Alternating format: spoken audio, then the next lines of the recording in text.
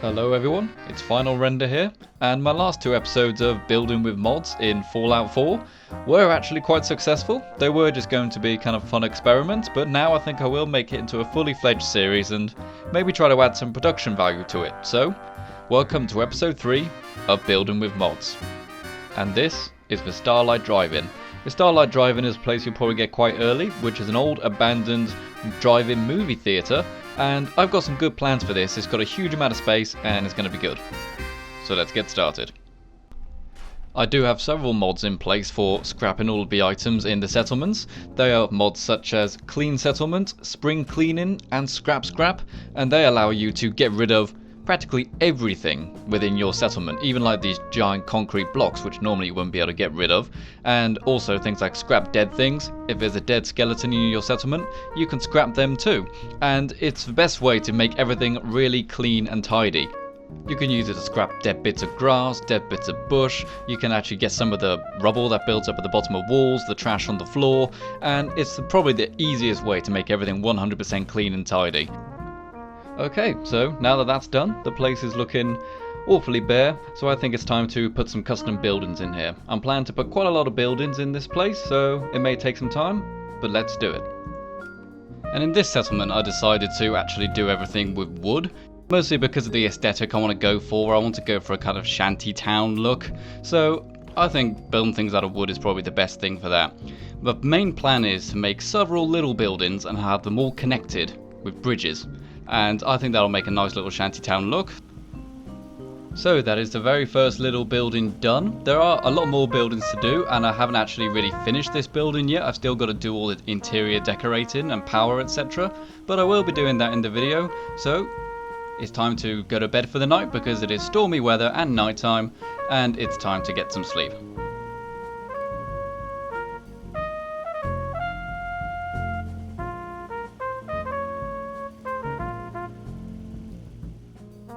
Okay, so it's the next day and it's time to carry on building, and here we've got this giant footbridge, which I don't actually know where this is in the vanilla game. It might be in Sanctuary, leading off to Vault 111, and I decided to use this, which I believe is part of the Alternate Settlements mod, and it was a bit of a nightmare to get it to work, if I'm honest, because I don't really think it's meant to go on top of roofs. It's not really meant to be in the building section at all, but I decided to keep going at it until I eventually got the bridge to attach to the building. But as I said, it was a nightmare.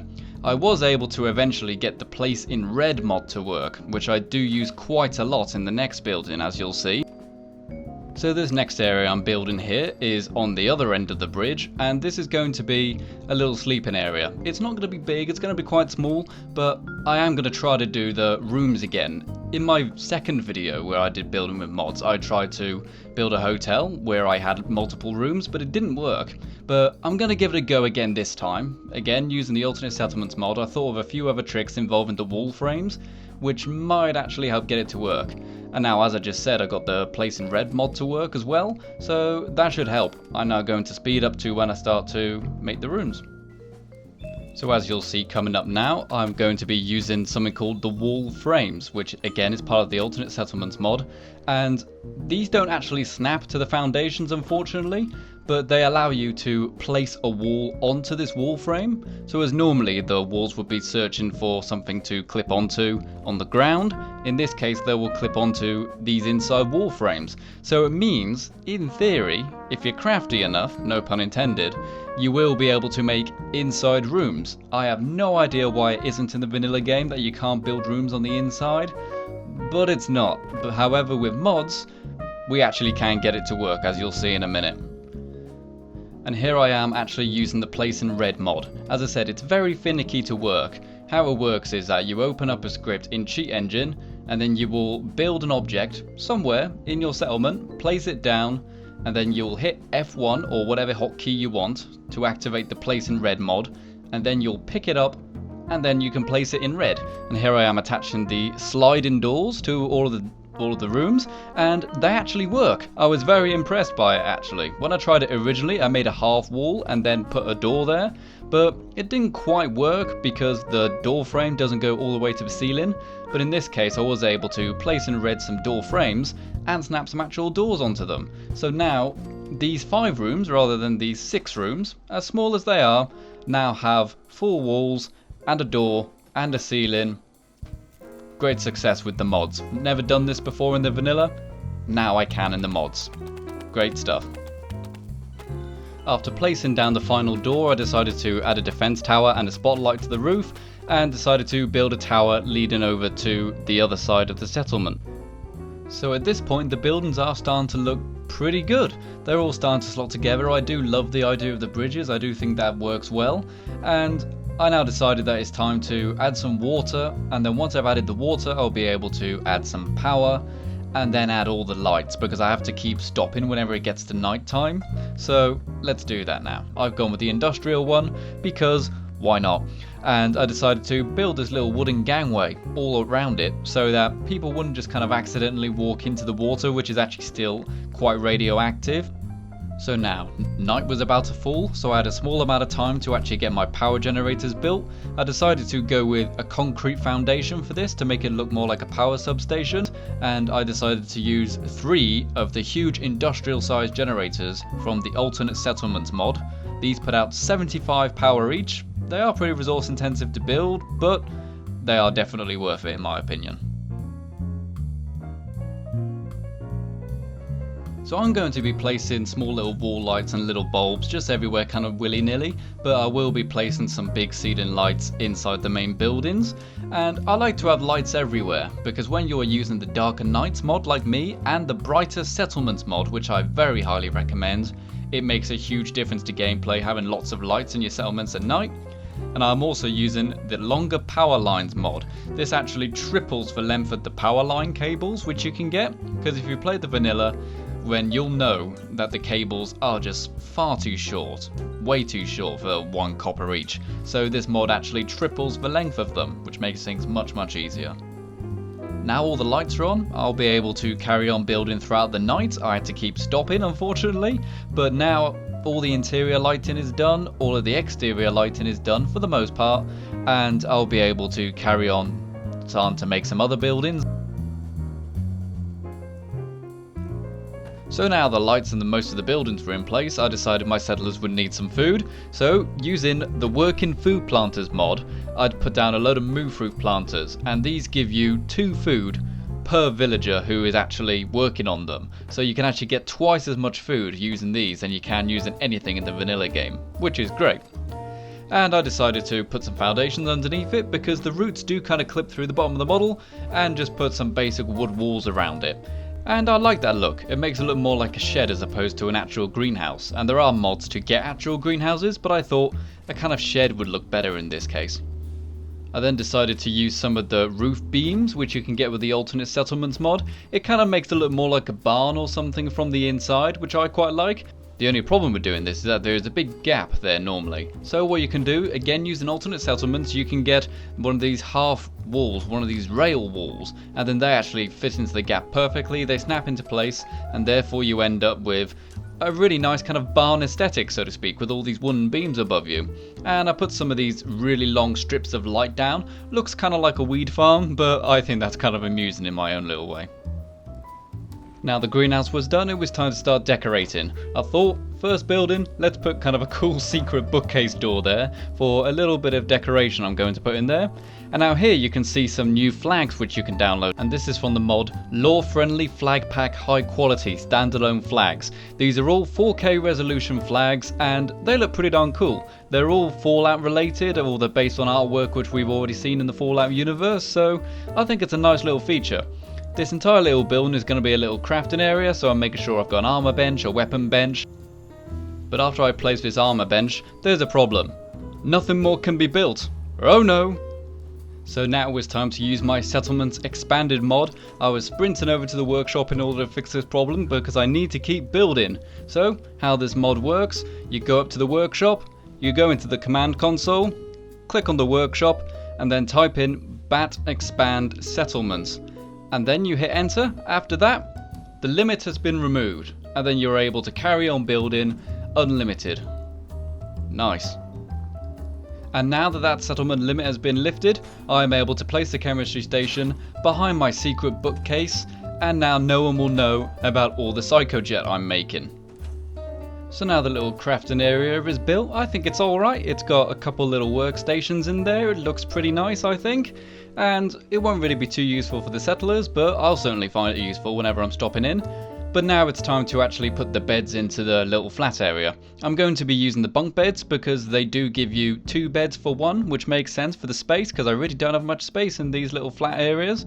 However, I did work out not long after I placed this first little apartment section down that you can actually fit 2 in there. It's very tight, but you can fit 2 bunk beds in there. It's like airline accommodation. So now that the little sleeping area is done and I've got 5 rooms all with double bunk beds in, I think it looks really nice. I'm very proud of it. And now I'm going to build some trading stalls inside the 3rd building I made, 2nd building. And I wanted to get level 3 shops in here, but unfortunately if you use level 3 shops, the sign will actually clip through the ceiling and poke out of the roof, and I didn't really want that, you know. I wanted it to be neat and tidy, so I decided to just go in level 2 stores and leave it at that. After that it got to night time, so I decided to add a load of spotlights and some quick little defences just in case I get attacked when building. But then I realised there is a huge plot of space right at the front which I haven't been using, so I'm going to turn this area into a little kind of picnic area where people can get together and chat and have fun. And I think I'll also put the bar here, so at the end of the day all the settlers will gather around this little area, they'll sit down, they'll chat, they'll listen to music, and they'll have a really nice time. After the bar's been placed, I'll put down some fire barrels so that I can get some decent lighting, along with an actual street light so it can be lit at night, and some big statues to make it look pretty. Because I think that looks pretty cool, that statue there. And that's the little seating area done. Looks quite nice, it's pretty simple, not much really going on. But there is one thing which is a huge eyesore, which needs to be fixed. I'm sure you all know what I'm talking about. It's kind of an important part of this location, being the Starlight Drive in, and that is of course the giant movie screen. It's broken and damaged and needs to be fixed. I'm now going to try to make the most ambitious lightbox display I have ever made, covering this entire cinema display. Let's go. I decided to build the lightbox display just to the side of the screen rather than building directly in front of it, because I wanted to be able to move it into place later so I could get it lined up exactly right. And this is a huge task, it really is. And as I started to carry on building this lightbox display, my frame rate really did drop, especially when I was connecting wires together. And it's an awful lot of wires and a lot of resources. Each lightbox has 1 glass, 1 steel and 1 copper. And they all need to be wired together with a copper wire, and it's a really big task, it really is. And I had to build scaffolding as I was building in order to reach the huge heights I had to get to and wire them all together parallel. It took a really long time to get done, and I still think it's good though. I'm kind of proud I got it, and here I am now. You'll see the frame rate drop. This is me connecting the final lightbox together. Boom, there we go. That took an awful long time. I think I leveled up 4 times when building this, just with like 6 experience each time. And I actually did the maths on this, and it turns out this contains 1,829 light boxes. That's ridiculous, it really is. You would never be able to do this in the vanilla game, because it would just be too resource intensive. And as you can see, I moved it into place using the place in red mod, but it clipped through the screen, which is broken, so I decided to move it a little bit forward, and then connect it to the power. But oh no, I need a lot more power. Each box needs 1 power each, so even with those 3 giant generators, not enough power. So I went to the back of the screen and decided to build lots of power.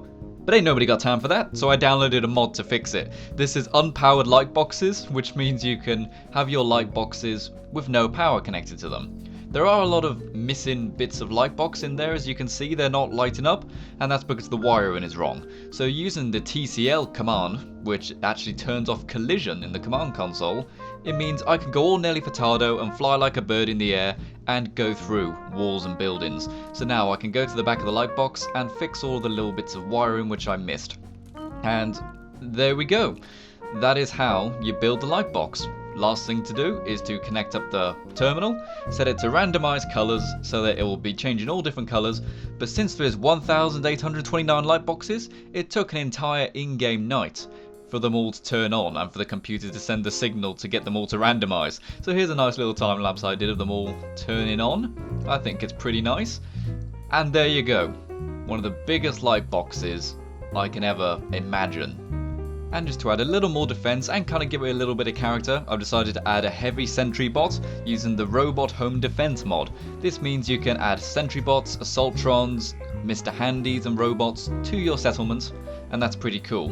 And just as I finished placing that, my very first settler arrived at the settlement. So, that was me building Starlight Drive with mods.